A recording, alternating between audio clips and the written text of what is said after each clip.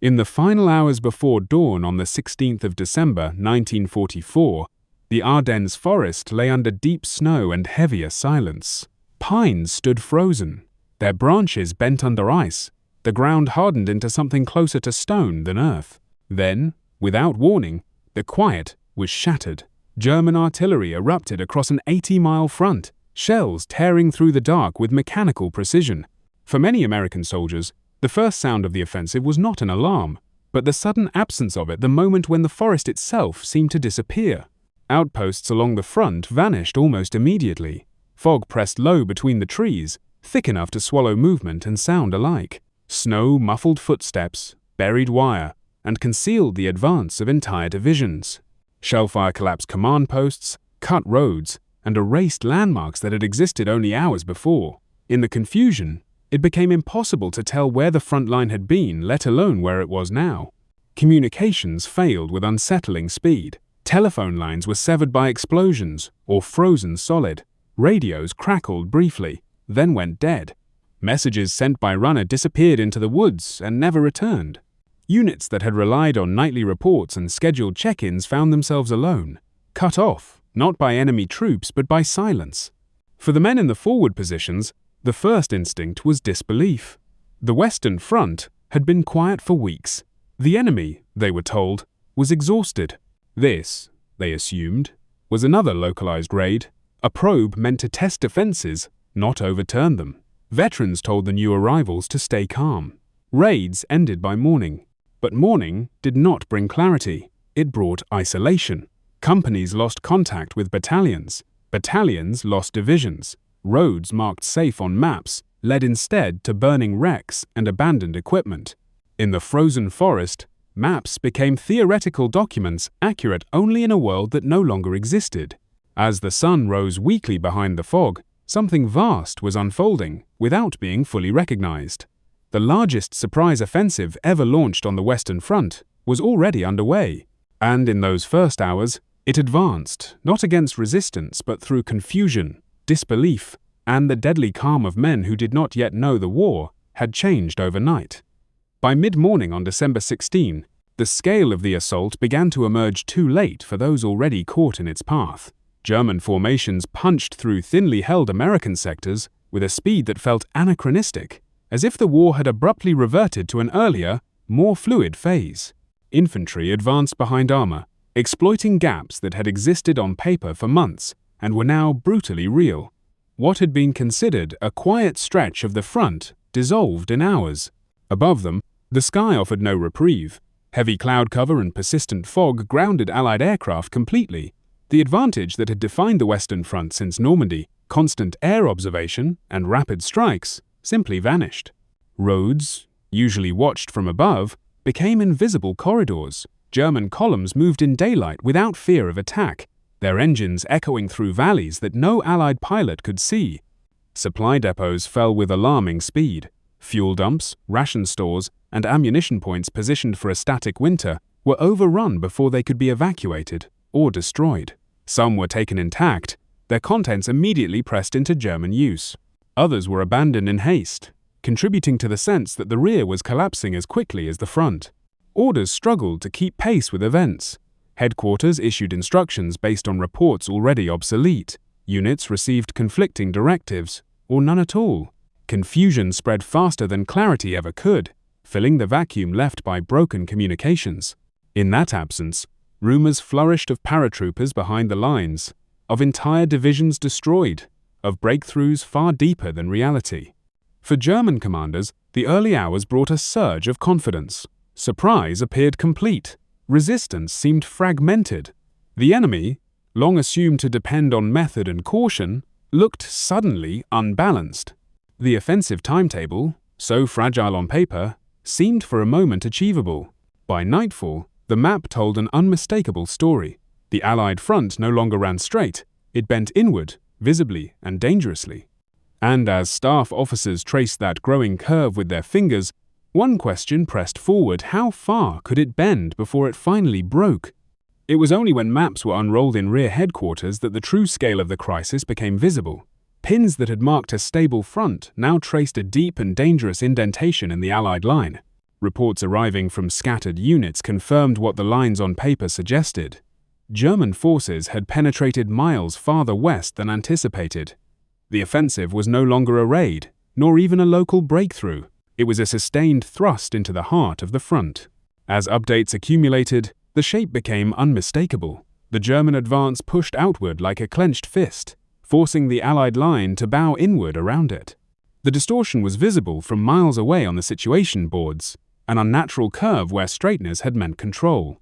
Officers began referring to it simply as the Bulge, a term that carried both geographic description and unspoken alarm. For German planners, this moment felt decisive. The penetration suggested momentum, and momentum was the currency upon which the entire operation depended.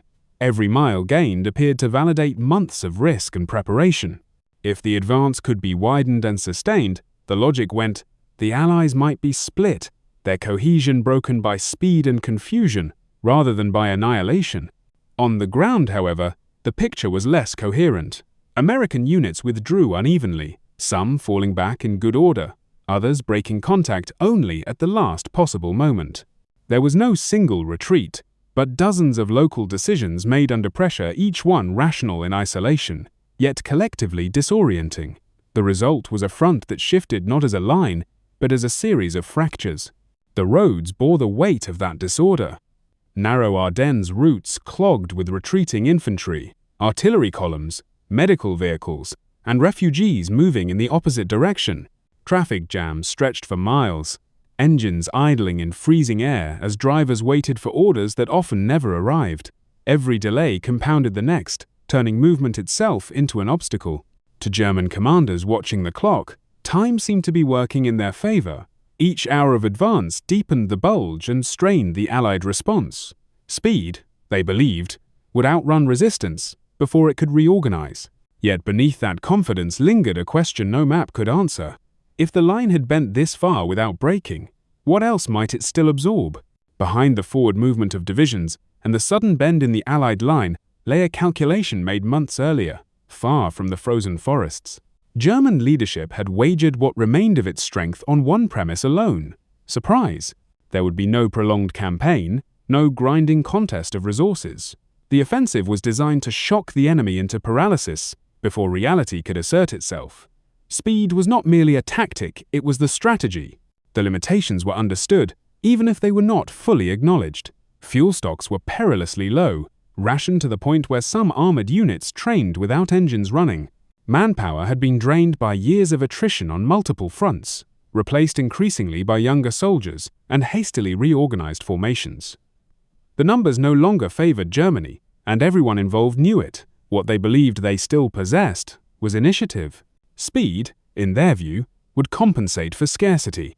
Rapid movement would seize Allied fuel depots, extending German reach with captured supplies. Fast breakthroughs would prevent the enemy from assembling reserves. The offensive timetable assumed that each success would create the conditions for the next, allowing momentum to substitute for material strength. It was a calculation that left no margin for delay. At the center of the plan was an expectation about morale. Allied soldiers, German planners believed, had grown complacent. A sudden winter offensive, launched through terrain considered impassable, would fracture their confidence. Confusion would spread upward from the front lines, undermining trust in command and collapsing resistance from within. Psychological shock was expected to do what dwindling firepower could not. American command, in particular, was misjudged. German assessments described it as methodical, cautious, and slow to react, effective in set-piece operations, but vulnerable to disruption.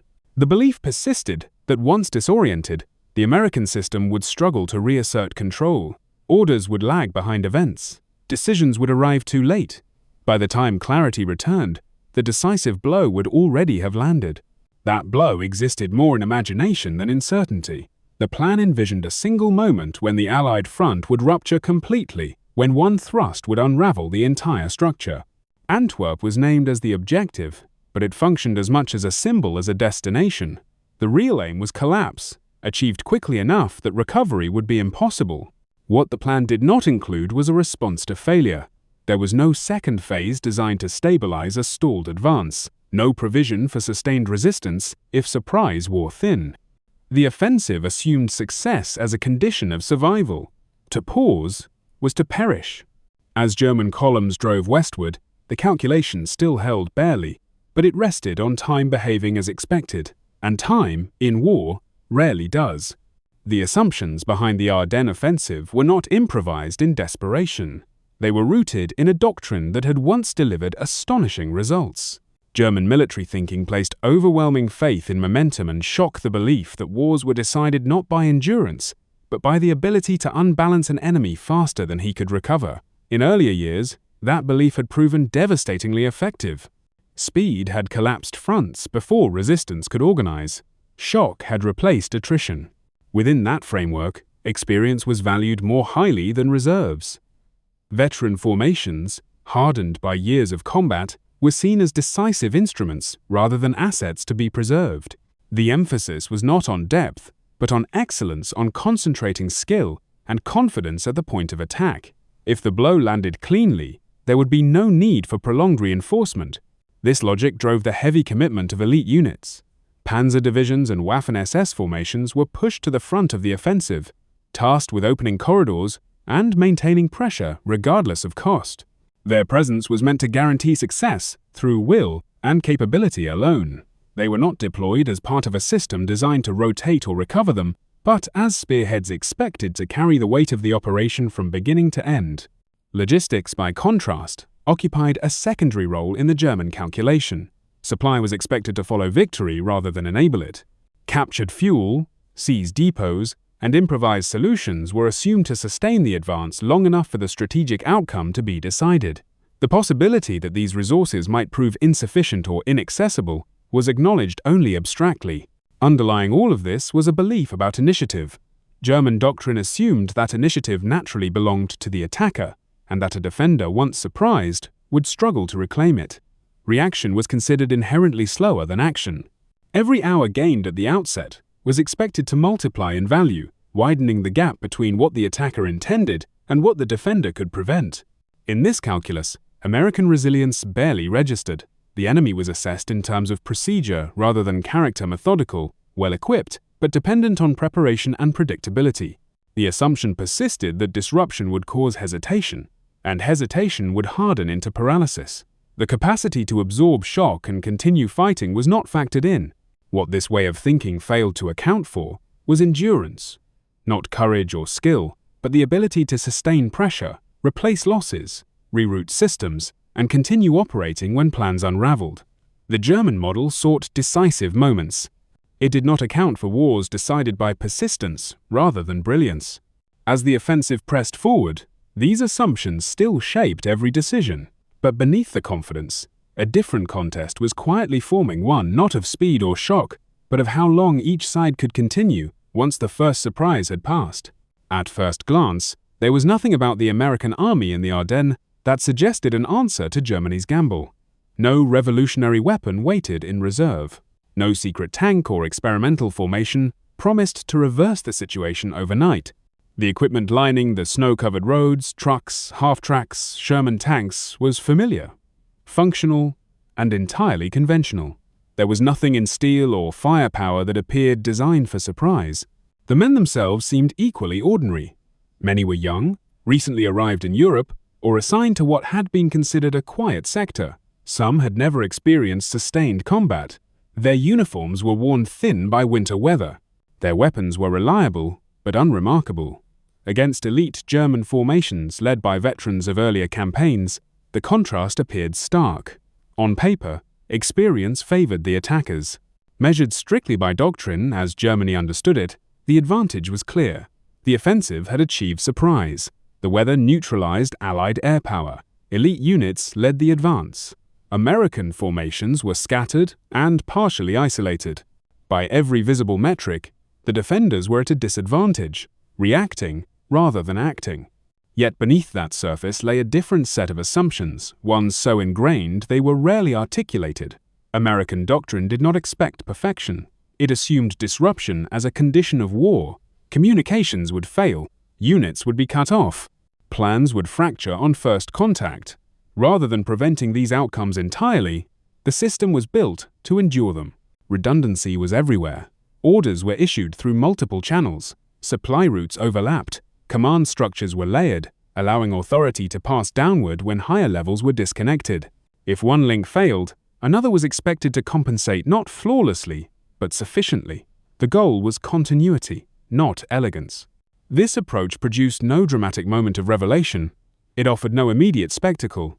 Instead, it allowed units to keep functioning even when circumstances no longer matched the plan. A battalion cut off from division headquarters did not cease to exist. It fought, repositioned, and waited. A supply column rerouted around destroyed roads and arrived late, rather than not at all. Small adjustments accumulated quietly. The result was an advantage that was difficult to see and easy to underestimate. It did not promise decisive victory through brilliance or speed. It promised something less dramatic and ultimately more decisive: the ability to continue. Losses could be absorbed. Failures could be corrected. Time could be endured rather than feared.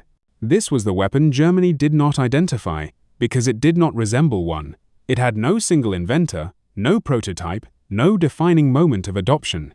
It existed in procedures, habits, and expectations built long before the first shell fell in the Ardennes. And as the offensive pressed deeper, it would become clear that while Germany was racing against time, the American system was designed to survive it. The first task facing American command was not counterattack, but survival. The shock of the offensive had landed as intended communications disrupted, units scattered, reports contradictory. Yet within days, the system began to absorb the blow. Headquarters staffs worked through the night, collating fragments of information into something usable. Confusion did not disappear, but it was contained. The difference was subtle and decisive. Along the front, lines bent without collapsing. Where German doctrine expected rupture, American command accepted deformation. Positions were abandoned deliberately to preserve cohesion elsewhere. Units were pulled back not in panic, but in stages, trading ground for time. The front became elastic, yielding under pressure while remaining intact in structure. Behind the lines, staff officers improvised relentlessly. With primary routes cut or congested, alternate roads were identified, cleared, and reassigned in hours rather than days. Supply schedules were rewritten on the move. Fuel and ammunition were diverted mid-transit, rerouted toward units that had ceased to exist on paper but were still fighting in reality. Maps were marked, erased, and marked again. Orders continued to flow despite the chaos, not always cleanly, and not always as intended, but persistently. When radio contact failed, messengers moved through snow and shellfire. When division headquarters lost contact with regiments, regiments acted on intent rather than instruction. Authority shifted downward naturally, not as an emergency measure, but as an accepted practice. On the ground, this translated into a peculiar kind of motion. Units fought while repositioning, disengaging under pressure only to reappear at road junctions, villages, and forest edges chosen for delay rather than defense. There was no single line to hold, only a series of places where resistance mattered long enough to disrupt the enemy's timetable. Flexibility replaced rigidity as the defining characteristic of command. Plans were treated as provisional documents, valid only until the next report arrived. Decisions were revised without hesitation or embarrassment. The goal was not to preserve the appearance of control, but to maintain its substance. Under this approach, control was preserved precisely because it was not centralized too tightly. The system allowed for error, delay, and improvisation without unraveling. German commanders encountered resistance that did not behave as expected withdrawals, that did not signal collapse, delays that appeared accidental but proved systematic. What Germany faced was not a perfectly coordinated defense, but one that refused to fail decisively. Each hour bought by improvised command structures narrowed the margin for surprise. Each rerouted column shortened the distance between disorder and response. And as time slipped away from the attackers, another truth began to surface. This was no longer a contest of speed alone, but of who could endure confusion longer without losing control entirely. Across the Ardennes, orders began to arrive that seemed, on their surface, almost indifferent to circumstance. Isolated units, some cut off, others barely supplied, were told to hold, not to advance, not to withdraw, but to remain where they were and resist. There was no explanation offered, no broader context provided. Only the instruction itself, delivered with a clarity that contrasted sharply with the confusion surrounding it. For the soldiers receiving these orders, the larger plan was invisible. They did not know how far the enemy had advanced, which roads still connected to friendly lines, or whether relief was possible. Many assumed they were being sacrificed to slow an overwhelming force, yet they fought, anyway, not out of certainty, but out of discipline and habit. Holding ground became an end in itself. In this environment, geography took on exaggerated importance. Road junctions, villages, and narrow forest clearings became objectives far beyond their size or appearance. A crossroads that might have gone unnoticed weeks earlier now controlled the movement of entire formations. A single bridge determined whether armor could advance or be forced onto slower, narrower routes. These places were defended not because they promised victory, but because they denied speed. Each stand imposed a delay, sometimes measured in hours, sometimes in minutes, but the effect was cumulative. German timetables, already ambitious, began to slip. Columns halted to clear resistance that appeared tactically insignificant, yet refused to dissolve.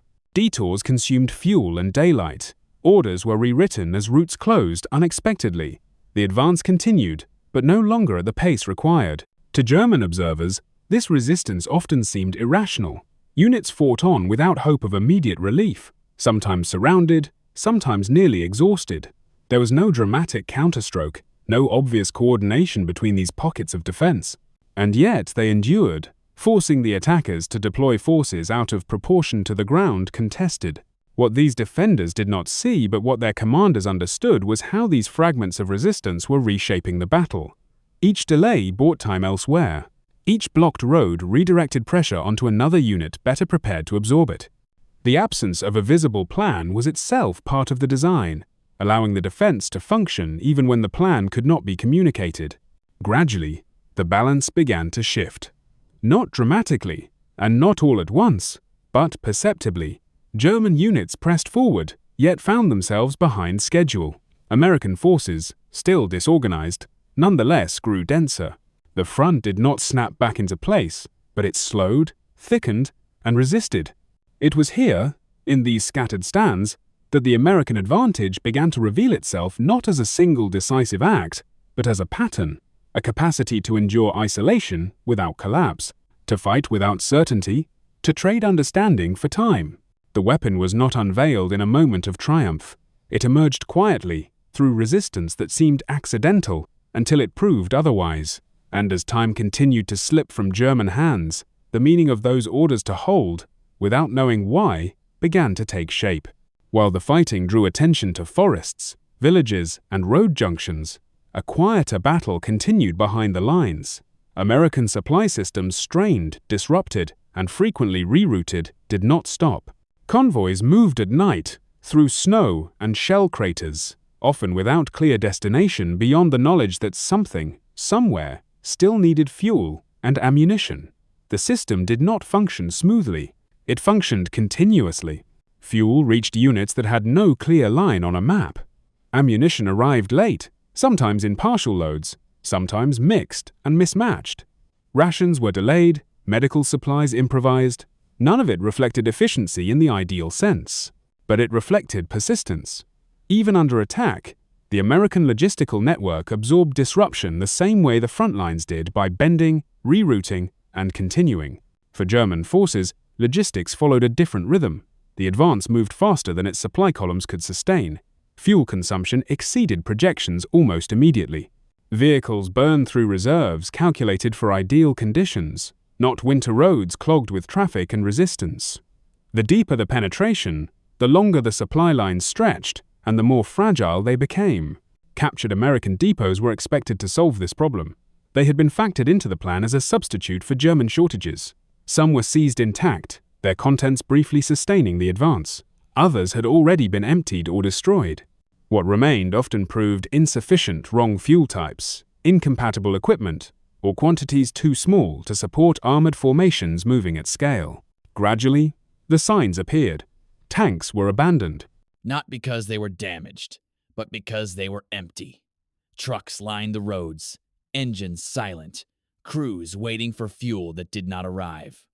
Columns halted not under fire, but under arithmetic. The offensive continued, but it did so unevenly. Its tempo dictated less by resistance than by availability. Momentum did not collapse dramatically. It faded. Advances grew shorter. Pauses lengthened. Detours multiplied. Each adjustment consumed fuel and time that could not be replaced. The German timetable, already compressed, slipped beyond recovery without any single moment of failure to explain it. Meanwhile, the American system persisted. Supplies flowed not because conditions were favorable, but because the system assumed they would not be. Redundant depots, flexible routing, and sheer volume compensated for inefficiency. Losses were expected and absorbed. A destroyed convoy did not halt the process. Another followed. In this contrast, logistics revealed itself as a form of firepower, one that did not explode or announce its presence, but exerted pressure continuously. German units fought well, advanced bravely, and held ground fiercely. But they did so while growing steadily weaker, hour by hour. Endurance, not brilliance, began to decide the outcome. The side that could continue operating under strain gained an advantage that no tactical success could offset. And as the German offensive slowed to a crawl, the balance of the battle shifted, not with noise, but with inevitability. For days, the sky had been an accomplice. Low cloud and heavy fog pressed down on the Ardennes, sealing the battlefield beneath a lid of gray.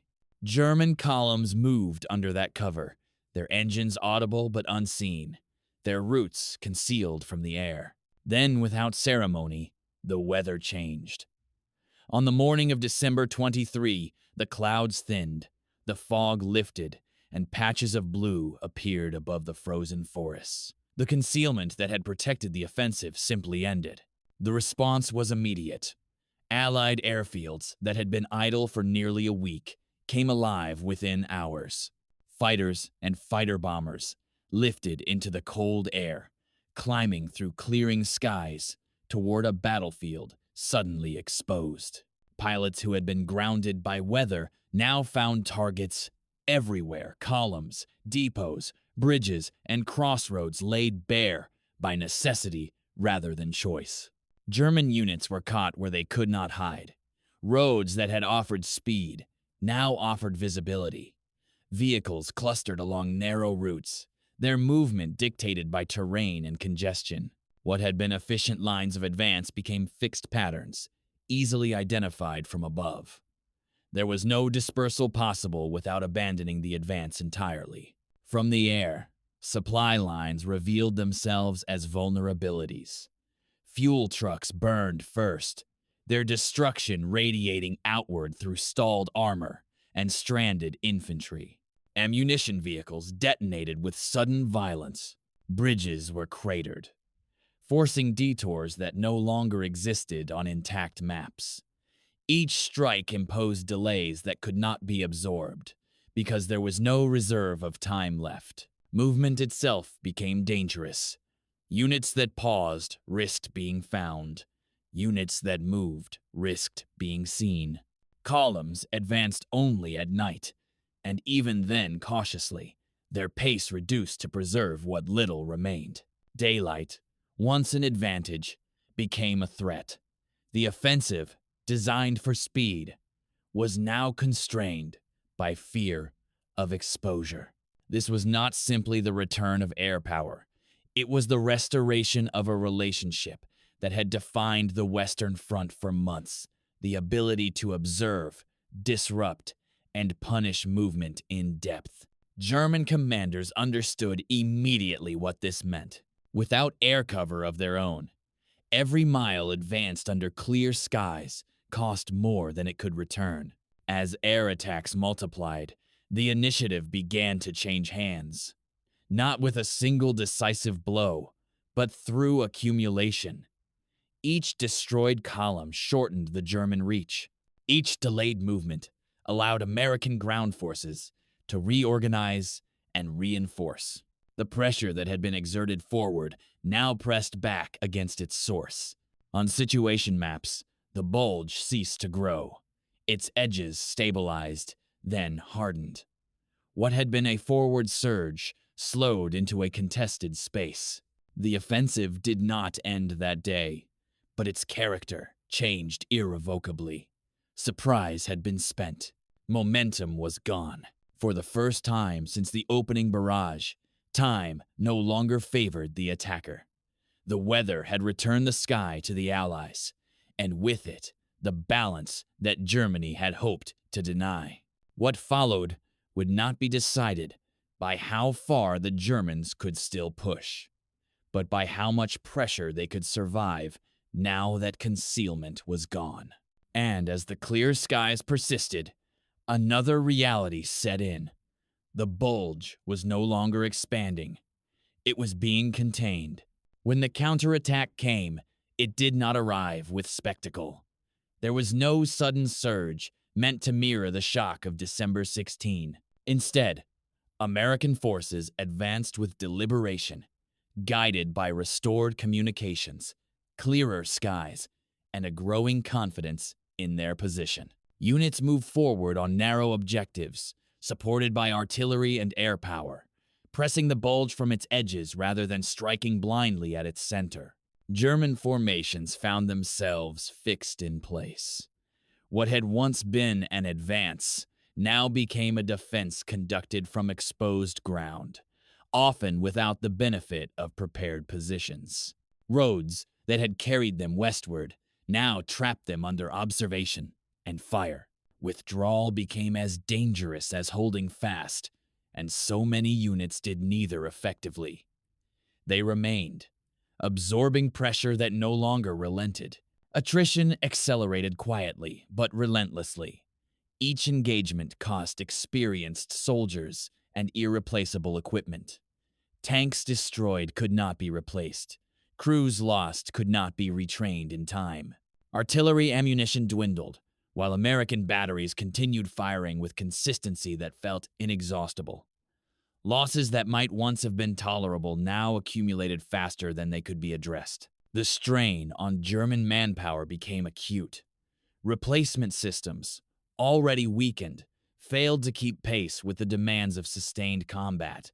New arrivals, when they came at all, were often undertrained and unfamiliar with units already under pressure. Cohesion suffered not from fear, but from exhaustion and absence. Gaps appeared where platoons had once stood. Across the front, American manpower flowed in the opposite direction. Fresh units arrived continuously, rotating into positions held by men who had fought since the opening days of the offensive. Battalions were rebuilt, companies reinforced, command structures thickened. Where German commanders saw thinning lines, American commanders saw density returning. The contrast grew increasingly visible. German formations that had once spearheaded the offensive now occupied shortened fronts, their combat power reduced by weeks of attrition.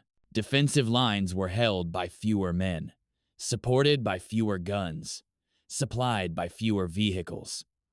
Orders emphasized economy and restraint, not initiative. The language of command shifted from advance to preservation. What followed was not an immediate collapse, but an internal one. Units continued to fight, but the cohesion that had once sustained them eroded. Coordination faltered. Local withdrawals were undertaken without coordination. Counterattacks were proposed and abandoned for lack of strength. The offensive spirit that had driven the gamble faded into calculation and caution. From the outside, the front still appeared contested. Maps showed resistance. Reports described ongoing engagements. But beneath that surface, the balance had changed irrevocably. German commanders were no longer shaping events. They were responding to them, managing decline rather than directing momentum. This was the consequence of endurance meeting limitation. American pressure did not overwhelm through brilliance or surprise. It accumulated. It pressed from multiple directions at once, leaving no space to recover. Each day reduced German options until only withdrawal remained. And as the pressure tightened, the truth of the offensive became clear. The Bulge had not failed because it was repelled in a single blow, but because it could not be sustained once the enemy proved able to endure longer than expected. By early January, a pattern had become impossible to ignore. American pressure did not crest and recede. It continued. Attacks were launched, regrouped, and launched again with a consistency that felt mechanical rather than emotional. Where other armies paused to recover, the U.S. Army recalibrated and resumed. The tempo was not reckless, but it was relentless, designed not to overwhelm in a moment, but to deny relief over time. Losses were absorbed rather than allowed to dictate outcomes. Units that suffered casualties were reinforced, rotated, or reconstituted with speed that astonished their opponents. A battalion reduced by combat did not disappear from the line for weeks. It was rebuilt in days. Equipment losses were replaced. Command gaps were filled. The system treated damage as a condition to manage, not a verdict to accept. This capacity was reinforced by the way decisions were made. American command did not rely on a single controlling intelligence or a rigid chain of approval. Authority flowed downward as conditions demanded. When communications broke, action did not cease. Junior officers assessed situations, made decisions, and acted within a framework that trusted initiative rather than punishing deviation.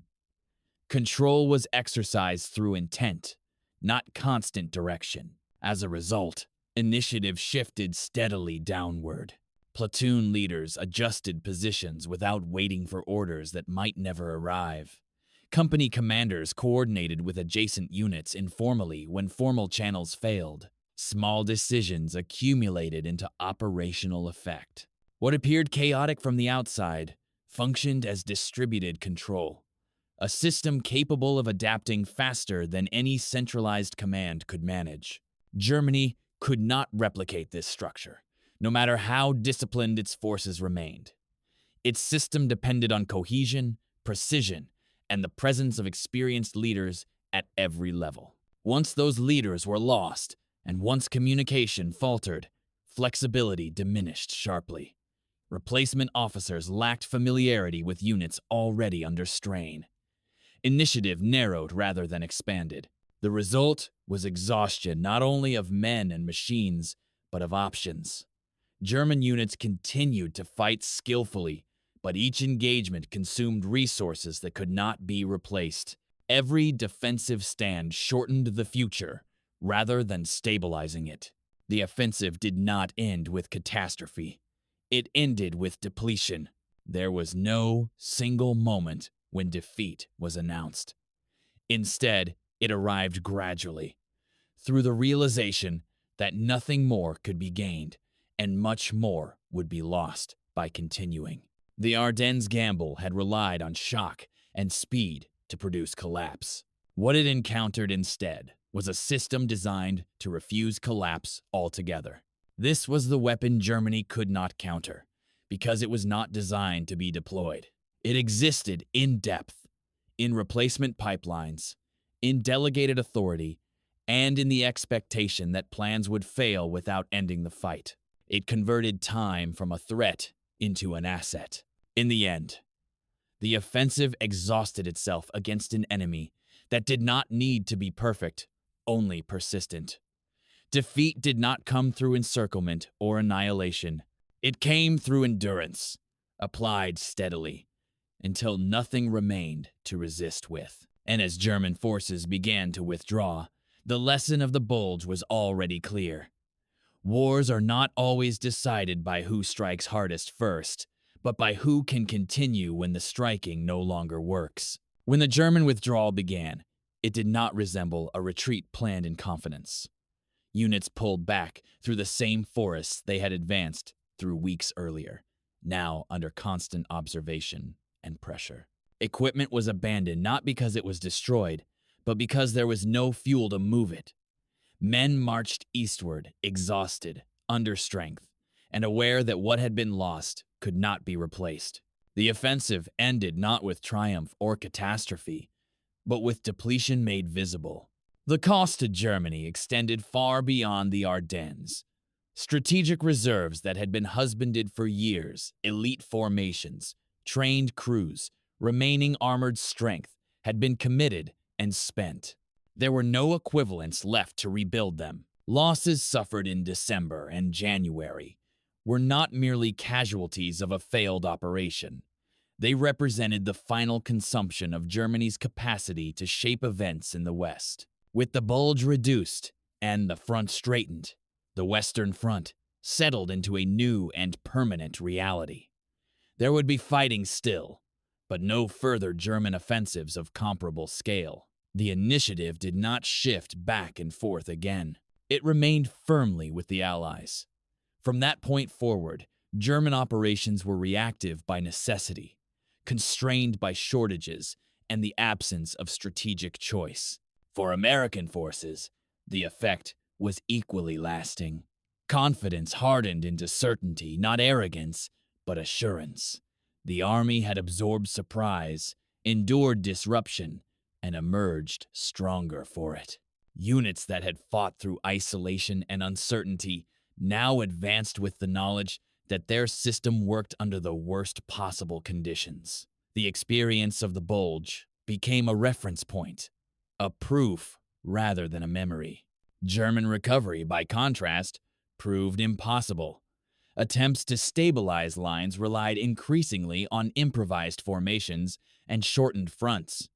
Equipment shortages worsened. Replacement pipelines failed entirely in some sectors. The balance of material and manpower, already unfavorable, became irrecoverable. The war's outcome was no longer in question, only its duration. In that sense, the Ardennes offensive achieved the opposite of its intention. Rather than dividing the Allies or forcing negotiation, it shortened the war. By concentrating Germany's remaining strength into a single gamble, it removed any capacity for prolonged resistance in the West. What remained was attrition without leverage. The consequences extended beyond the Western Front. Resources consumed in the Ardennes were not available in the East, where Soviet forces pressed forward relentlessly. The failure of Germany's last major offensive accelerated collapse across multiple fronts simultaneously. Decisions made in frozen forests echoed in distant theaters. When historians look back on the Battle of the Bulge, they often focus on its drama, the surprise, the weather, the scale. But its true significance lies in what followed. After the Bulge receded, there was no second chance. The war had crossed a threshold from which Germany could not return. What had begun as a bold attempt to change history instead clarified it. The outcome was settled not in a single battle, but in the realization that endurance, once proven, cannot be undone. Germany entered the Ardennes with a conviction shaped by earlier victories. Surprise, they believed, caused collapse. Strike hard enough, fast enough, and an enemy would fracture before he could adapt. That belief had once been validated across Europe, where speed and shock dismantled defenses that relied on preparation and predictability. In December 1944, German planners expected the same pattern to repeat: confusion at the front, paralysis at headquarters, and a cascading failure of will. The American expectation was different. Disruption was not an anomaly to be prevented at all costs. It was an assumption. Plans were written with the understanding that communications would fail, units would be isolated, and clarity would be temporary at best. Rather than striving for uninterrupted control, the system was designed to function imperfectly under pressure. Where Germany expected collapse, America expected friction and prepared for it. This divergence revealed itself not in moments of brilliance, but in continuity. German doctrine prized decisive action, executed flawlessly at the point of contact. American practice accepted that perfection was rare and often irrelevant. Systems mattered more than moments. The result was an army that could lose ground, lose contact, even lose coherence briefly, without losing the ability to fight. Redundancy replaced perfection as a guiding principle. Multiple supply routes existed because some would fail. Authority was layered because leaders would be lost. Plans were provisional because circumstances would change. None of this produced dramatic victories on its own. It produced stability, the capacity to continue when expectations were violated. War, in the Ardennes, favored resilience over shock. Once surprise was absorbed, its value declined rapidly. What remained was a contest of endurance. Who could sustain pressure, replace losses, and operate under strain without unraveling. Germany's system, optimized for decisive moments, struggled once those moments passed. America's system, optimized for duration, grew stronger as time extended. Industrial depth reinforced this advantage quietly but decisively. American factories did not merely produce weapons, they sustained confidence. Losses at the front did not signal depletion at home. Replacements arrived because production did not falter. That assurance, felt by commanders and soldiers alike, translated into operational calm. The knowledge that tomorrow would still be supplied shaped decisions made today. Germany could not see this clearly because it did not resemble strength as they understood it. There was no singular weapon to counter, no doctrine to outmaneuver, no commander to outthink. The advantage was distributed, embedded in processes rather than personalities. It could not be neutralized by capture or destroyed by bombardment. The lesson, then, was not tactical. It did not hinge on terrain, weather, or even leadership in isolation. It was structural. One system sought to win by compressing time into a decisive instant. The other sought to survive time until opportunity returned. In the Ardennes, time chose its side. This misunderstanding explains why Germany never truly adapted. To do so would have required a reordering of assumptions away from shock and toward sustainability, away from brilliance and toward resilience. By 1944, such a transformation was impossible, and so the final irony of the Battle of the Bulge emerged not in defeat, but in recognition. Germany looked for failure in American tactics and found none decisive. The truth was less dramatic and more enduring. The system they faced was not designed to be surprised into collapse. It was designed to keep going. In the aftermath of the Ardennes offensive, German commanders searched for explanations that fit familiar patterns. They examined maps, reviewed engagements, and replayed moments where success had seemed close enough to touch. Somewhere, they believed, an advantage must have been missed, a weapon not countered, a tactic misunderstood, a decision delayed by hours instead of minutes. The logic of their failure demanded a tangible cause. None existed in steel or firepower. American tanks were not invulnerable. Their artillery was not unprecedented. Their aircraft, formidable as they were, returned only after weather allowed it. Nothing on the battlefield resembled a secret device capable of overturning Germany's calculations overnight. There was no singular moment where technology tipped the scale beyond recovery. What defeated the offensive was less visible and far more difficult to confront. The weapon was endurance embedded in organization, sustained by logistics, and reinforced by trust. Trust that replacements would arrive. Trust that orders, even if delayed, would make sense within a larger intent. Trust that losing ground did not mean losing the war. This confidence did not eliminate fear or uncertainty. It simply prevented them from becoming decisive. America absorbed blows and kept moving. Surprise disrupted plans, but it did not erase them. Isolation strained units, but it did not dissolve them. Losses inflicted pain, but not paralysis. Each setback was treated as a problem to be managed, rather than a verdict to be accepted. The system did not promise invincibility, it promised continuity. The Battle of the Bulge marked Germany's last gamble in the West precisely because it tested this distinction. The offensive sought a rapid decision, a collapse brought on by shock and speed. What it encountered instead was an opponent willing and able to endure confusion without disintegration. Once that truth became clear, the logic of the gamble unraveled. From that point forward, the outcome was not in doubt. German forces continued to fight with discipline and courage, but they did so within narrowing constraints. The initiative they sought could no longer be recovered. The resources they spent could not be replaced. The Ardennes had not merely failed to change the war's direction, it had confirmed it. Victory, in the end, belonged to those who could continue. Not those who struck first or hardest, but those who could sustain effort after plans collapsed and assumptions proved wrong. The American army did not win because it avoided disruption.